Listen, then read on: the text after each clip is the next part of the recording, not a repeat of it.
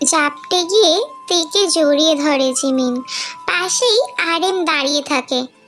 আরেমকে দেখে আশ্চর্য হয় জিন। এই লোকটা এখানে কি করছে? তে, তোকে দেখে যে কি আনন্দ হচ্ছে বলে বোঝাতে পারবো না। তোরা কখন এসেছিস? ঘন্টাখানেক আগেই। তের প্রচণ্ড মাথা ব্যথা ছিল সকাল থেকে, তাই সে ঘুমিয়েছিল। আরে এদিকেও একটু তাকা। তে আরিমকে জাপটে জড়িয়ে ধরে বলে, কেমন আছো দাদা? আমি তো দিব্যি ভালো আছি, কিন্তু তুই কেমন আছিস? আমিও ভালো আছি। তৎক্ষণাৎ আগমন ঘটে জাংকুকের। কিছুক্ষণ আগেই দীর্ঘ 2 ঘন্টার আলোচনা শেষ করেছে জাংকুক ইউনোর সাথে। জানি চিন্তায় আছে কাই। তাকে বলেনি জাংকুক যে তারা কি নিয়ে আলোচনা করছে। ইউনো চুপচাপ এসেছিল, আবার চুপচাপ ফিরে গেছে। ম্যাডাম উঠে গেছেন? তা ম্যাডাম কখন উঠলেন আপনি? কপাল কুঁচকে গেছে তের। এমন একটা ভাব করছে যেন তে দিনরাত ঘুমিয়ে পার করে। তা আপনি কি চান আমি মরার মতো ঘুমাই? আকস্মাৎ হেসে ফেলে জাংকুক। ডান ভ্রু উঁচিয়ে কিছু একটা ইঙ্গিত করে, যা বুঝতে পারে না তে। অথচ পাশে দাঁড়িয়ে থাকা আরেম ঠিকই বুঝে গেল। মুখটা কিঞ্চিত ফাঁক হয়ে গেল তার। লজ্জায় চোখ নামিয়ে পাশ কাটিয়ে চলে গেল। আমি চাই তুমি আমার সাথে ঘুমাও। চোখ বড় বড় করে তাকাইতে এই লোকের মুখে লাগাম নেই। সে ফেঁসে গেল। ফুরফুরে মেজাজে আজ কলেজে গেছে তে। মূলত সে কিছু নোটস নিতে গেছে, নিয়েই ফিরে আসবে তে। তার সাথে আজকে জিমিন গেছে। কলেজে যাওয়া মাত্র কোয়েল আর রুক্মিণী দুজনে এগিয়ে এলো। রুক্মিণী এগিয়ে এসে বলল, ভাই রে ভাই, তোর হ্যান্ডসাম বরটা বিরাটকে কি চর মারটাই না মারলো। জিমিন খুব একটা অবাক হলো না। এখানে আসার পরে তে তাকে সব ঘটনাটা বলেছে। আচ্ছা এসব বাদ দে, আমার নোটসটা দে। আমরা কোথা থেকে পাবো? ওটা তো বিরাট দাদার কাছে আছে। ওনার কাছে মানে? আরে ও আমাদের ডিপার্টমেন্টের টপার, ওর কাছেই সব নোটস আছে। ও ভালো, কিন্তু তুই তো বেচারাকে কেস খাইয়ে দিলি। আহাম্মক বনে গেল তুই। তার মানে কি বিরাট ঠিকই বলছিল? ছেলেটা ততটা খারাপ নয়।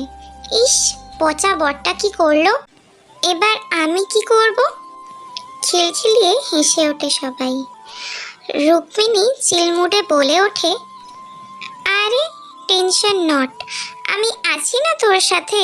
দেখিস কি করে নোটস নিয়ে নি। তে ভাবনায় পড়ে গেল। ইস, শুধু শুধু বেচারাটা একটা থাপ্পড় খেলো।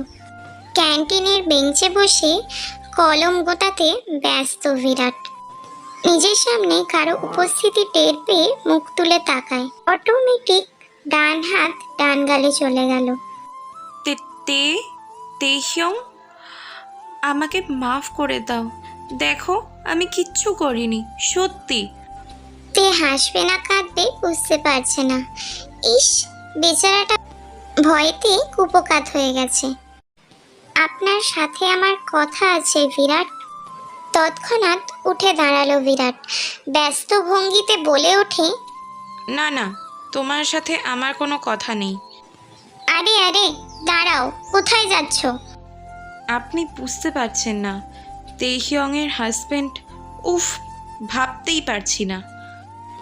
হেসে ফেলল তে। বিরাটকে উদ্দেশ্য করে বলল, সরি বিরাট, আসলে কমান্ডার এত বেশি রেগে গিয়েছিল যে কি বলবো। উনি commander? Lieutenant commander Jeon Jungkook. এক টুকরো স্বপ্ন। জানলার ফাঁক দিয়ে রোদ ঢুকছে ধীরে ধীরে। গাছ হয়ে যাচ্ছে এক উষ্ণ কোমলতায়। দূর থেকে কারোর হাসির শব্দ ভেসে আসছে, যেন ভোরের পাখির গান। পাখির কিচিরমিচির শব্দে ঘুম ভাঙে। কোনো তাড়াহুড়ো নেই, যেন ভালোবাসার আবেশ। কফির কাপ থেকে ধোঁয়া উঠে যাচ্ছে, যেন একটা গল্প বলছে প্রতিটা জিপে। পাশে থাকা মানুষটা ঘুম জড়ানো চোখে তাকিয়ে আছে। সেই চোখে হাজারটা সকাল এক হয়ে যায়। এই সকালটা মায়াবী, মোহময়, সুন্দর সকাল। খাবার টেবিলে বসে চামচ নাড়ছে তে। মোটেও তার খেতে ইচ্ছে করছে না। জংসুক যাওয়ার আগে কড়াভাবে বলে গেছে খেয়ে নিতে। Good morning. পুরুষালী কণ্ঠস্বর। ঘাড় ঘুরিয়ে ডানে তাকালোতেই দেখে জাংকুক একটা শার্ট পরে আছে, তার সাথে জিন্স পরে আছে। শার্টটা ইন করে পরা, একেবারে রেডি সে। আচ্ছা, কোথাও কি যাচ্ছে? হয়তোবা, না হলে আসার পর থেকেই তে দেখেছে সকালবেলাটায় ট্রাউজার আর টি শার্ট পরে থাকতে থাকে।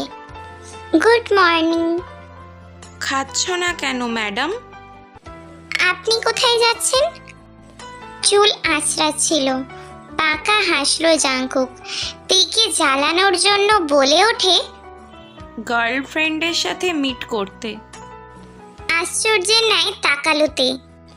বউ থাকতে গার্লফ্রেন্ড? কি আপনি পরকীয়া করছেন? না, আমি কিয়া পাঠ করছি। মানে? নাথিং। চিকন নাকটা ক্রমশ লাল হয়ে যাচ্ছে তের। এই, আপনার সত্যি গার্লফ্রেন্ড আছে? খেতে খেতে জবাব দিল জাংকুক। এই বুঝি তুই কেঁদে ফেলবে। আমার একটা বউ আছে, ফুটফুটে আদুরে বউ, সেই আমার গার্লফ্রেন্ড।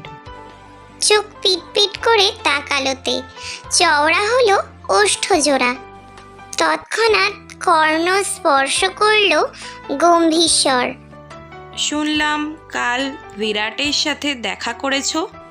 কণ্ঠস্বর ভারী, ক্ষীণ ভয় পেলতে ডাগর ডাগর চোখ করে তাকালো জাংকুকের আর বলল, আসলে নোটস নেওয়ার ছিল, তাই আর কি।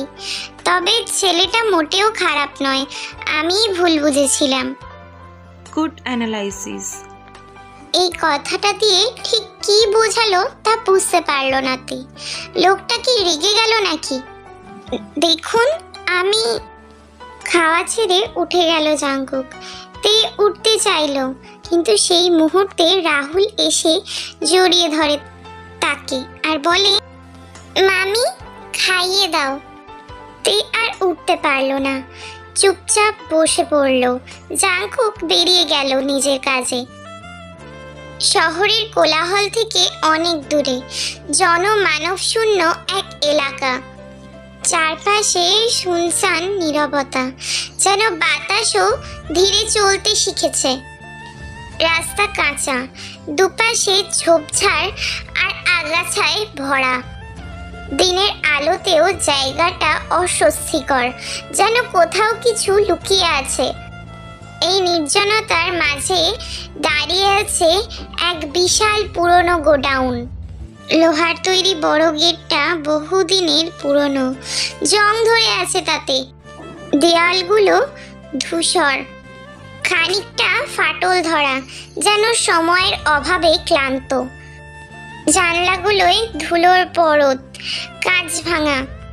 ভেতর থেকে কোনো আলো আসে না।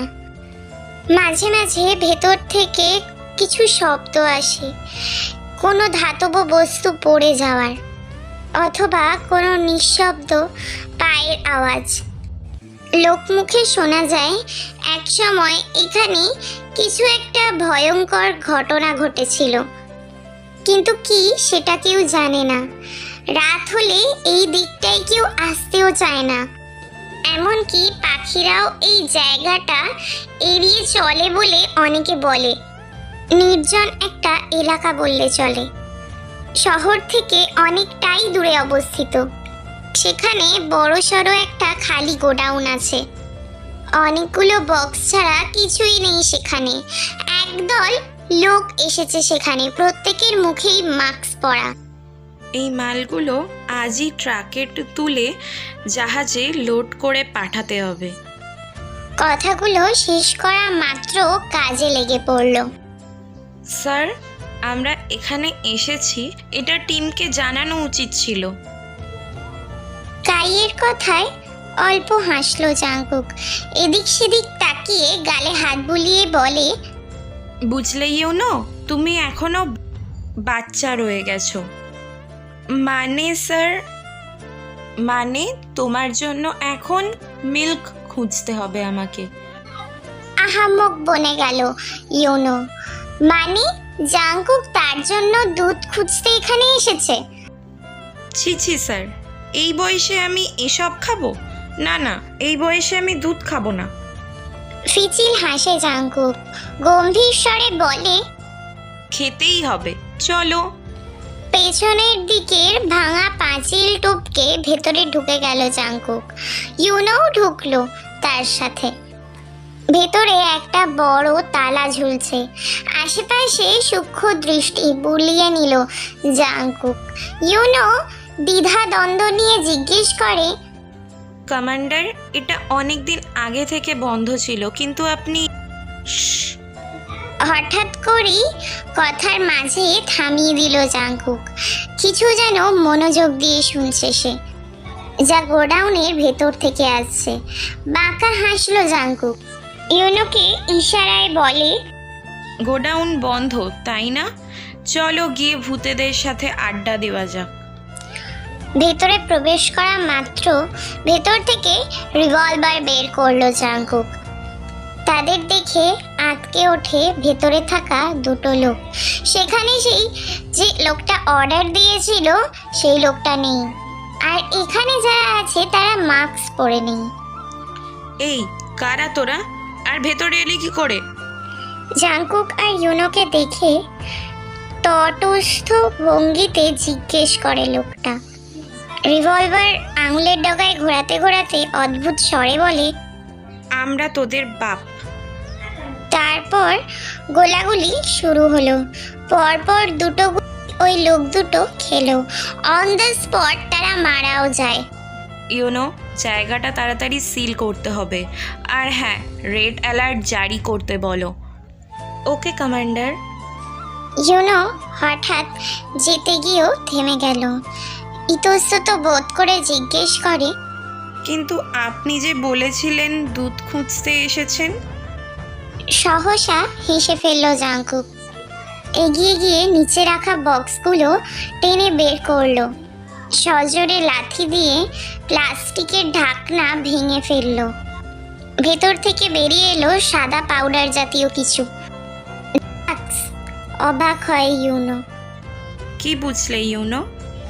ইউনোর বুঝতে বাকি রইল না যে ব্যাপারটা কি। তবে কি এটাই দুধ কমান্ডার?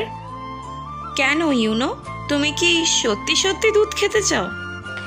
লজ্জা পেয়ে গেল ইউনো। কি সব ভাবছিল সে। সোফার ওপর বসে আছে জিমিন, অপেক্ষা করছে কখন কাই নেমে আসবে। ফর্মাল ড্রেস আপে সিঁড়ি বেয়ে নিচে নেমে এলো কাই। মুগ্ধ নয়নে তাকালো জিমিন। মনটা নিচে উঠল তার। উফ, সে তো পুরোই ফিদা হয়ে গেছে। আরে জিমিন, বসে আছো যে? ক্ষীণ চমকে ওঠে জিমিন। কথার সবগুলো গুলিয়ে যাচ্ছে তার। আইঢাই করে বলল, এমনি বসেছিলাম, কিন্তু তুমি কোথায় যাচ্ছ? মানে দেখে মনে হচ্ছে কোথাও যাচ্ছ। কাই ডাইনিং টেবিলের দিকে এগিয়ে যেতে যেতে বলল, হ্যাঁ, একটু বাইরে যাব, ওই আর কি। ও আচ্ছা। কাই জল খেয়ে আবার ঘুরে দাঁড়ালো। জিমিনকে এক পলক দেখে বলল, বাই দ্য ওয়ে, তোমাকে আজকে একটু অন্যরকম লাগছে। থতমত খেয়ে গেল জিমিন। তাকে কি খারাপ লাগছে? ইস, কাই নামবে বলেই তো আগে থেকে একটু সাজগোজ করে বসেছিল। এখন যদি খারাপ লাগে তাহলে কেমন হবে ব্যাপারটা? আরে চিল, খারাপ লাগছে না, বলতে চাইছি তোমাকে বেশ সুন্দর লাগছে। মনের মধ্যে গড়ে ওঠা হাজারো প্রশ্ন আর মন খারাপেরা ফুরুত করে উড়ে গেল। একগাল হাসি হাসি মুখে তাকালো জিমিন। Thank you. চমৎকার হাসি উপহার দিয়ে বেরিয়ে গেল কাই। জিমিন পারছে না তের কাছে উড়ে উড়ে চলে যেতে। তে তে তে রে! তাড়াতাড়ি করে তের রুমে প্রবেশ করলো জিমিন। তেকে তাড়াতাড়ি করে জাপটে জড়িয়ে ধরতে গিয়ে দুজনেই ঠাস করে নিচে পড়ে গেল। কোমরে ভীষণ ব্যথা পেল তে। জিমিনও ব্যথা পেয়েছে। ওরে বাবারে, জিমিনের বাচ্চা, এটা কি করলি তুই? ও মা গো, আমার কোমর। Sorry sorry sorry. রাখ তোর সরি, গাধি একটা। আরে ওসব বাদ দে, আমার মোস্ট ইম্পর্টেন্ট কথা শোন। ভুরু কুচকে তাকালোতে। কি হয়েছে, এরকম করছিস কেন? জিমিন খুশিতে গদগদ হয়ে বলল, ভাই তুই জানিস কাই বলেছে আমাকে নাকি সুন্দর লাগছে। তোর কি মনে হয় সময় হয়ে গেছে আমাকে তোর যা বানানোর?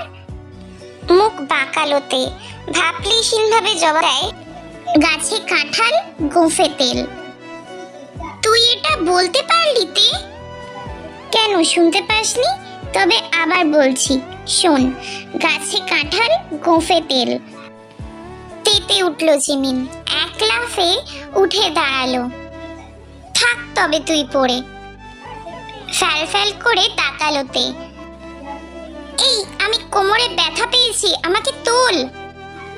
জিমিন ঘুরেও তাকালো না, বড় বড় কদম ফেলে বেরিয়ে গেল। তে উঠতে পারছে না, কোমরে ভীষণ লেগেছে তার। খট করে শব্দ করে ভেতরে এলো জাঙ্কুক। জাঙ্কুকে দেখে থতমত খেয়ে গেল তে। নাক মুখ কুঁচকে নিল জাঙ্কুক। এভাবে প্রতিবন্ধীদের মতো ফ্লোরে গড়াগড়ি খাচ্ছ কেন? মাথায় আকাশ ভেঙে পড়ল তের। তাকে প্রতিবন্ধী বলল? আপনি আমাকে প্রতিবন্ধী বলতে পারলেন লেফটেন্যান্ট সাহেব? জবাবে কিছু বলল না জাঙ্কুক। দরজা বন্ধ করে কাবাড থেকে জামা কাপড় বের করতে লাগলো। হাত পা জড়িয়ে একইভাবে বসে আছে তে। মনে মনে হাজারটা বকা দিচ্ছে জাঙ্কুককে। আমাকে প্রতিবন্ধী বলছেন? ফাজিল একটা, আপনার বউ প্রতিবন্ধী। বিড়বিড় করে বলা কথাগুলো শুনে ফেললো জাঙ্কুক। বাঁকা হেসে বলল, ঠিকই বলেছ, আমার বউ প্রতিবন্ধী। আরেক দফা থতমত খেয়ে গেল তে। এমা, সে তো নিজেই এই লোকটার বউ। গোলমাল হয়ে গেল ব্যাপারটা। প্যান্ট আর টি শার্ট বেডের ওপর রেখে এগিয়ে এলো জাঙ্কুক। জাঙ্কুক জিন্সটা হালকা টেনে ওপরে উঠিয়ে হাঁটু মুড়ে তের সামনাসামনি বসলো। মাই ডিয়ার বোকা ওয়াইফ, এভাবে নিজেকে প্রতিবন্ধী বলতে নেই সুইট হার্ট। চিকন নাকের ডগা ফুলে উঠল তের। পারে না ভ্যাঁ করে কেঁদে দিতে। জাঙ্কুক বেশ মজা পেল।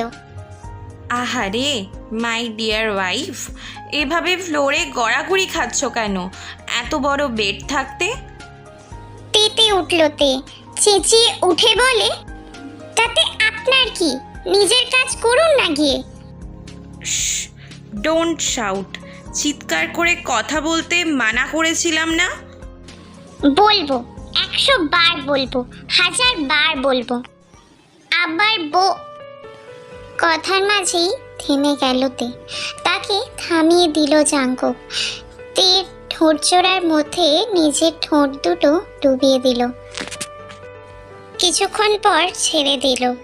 ভন ভন করে মাথা ঘুরছে তের। এটা কি হলো? এখন কি সে অজ্ঞান হবে? ছি, আপনি আমাকে? কি? দুষ্টুমির সহিত জিজ্ঞেস করে জাঙ্কুক। নিজের লোয়ার লিপ কামড়ে আছে, লজ্জায় লাল হচ্ছে তে। আপনার ঠোঁট আমার কানের লতিতে ছুঁয়ে যায় জাঙ্কুক। ফু দিয়ে বলল, পরের বার আমার ঠোঁট তোমার বডির প্রতিটা পার্ট ছুঁয়ে যাবে মিসেস জিওন। Just wait and watch. চোখ দুটো খিচে বন্ধ করে নিল তে। জাংকুক চিরচেনা হাস্কি টোনে বলল, তোমার টাইম শুরু। আর মাত্র 4 রাত। এর পরের রাতগুলো কিন্তু আমার, মিসেস জিওন। শেষের কথাগুলো বুঝতে অসুবিধা হলো না তের, যে লোকটা কিসের হিসেব কষে চলেছে। চট করে উঠে দাঁড়ালো জাংকুক। আলমারিতে ন্যাপকিনের প্যাকেট রাখতে রাখতে বলল, তোমার ন্যাপকিনের প্যাকেট রাখলাম, আর কিছু লাগলে। ছি, আপনি শেষমেশ এইসব? গা দুলিয়ে হেসে ফেললো জাংকুক। যেহেতু তুমি আমার, তোমার সব জিনিসের খেয়াল তো আমাকেই রাখতে হবে সুখ। হিসেবটাও রাখতে হচ্ছে। আফটার অল এরপর আমার ফুল সজ্জার রাত। লজ্জায় লাল হয়ে ওঠেতে একই ভঙ্গিতে জাংকুক বলল, ফুলশয্যার সংকটে ভুগছি ম্যাডাম, এবার তো ফুলশয্যা করতে দাও।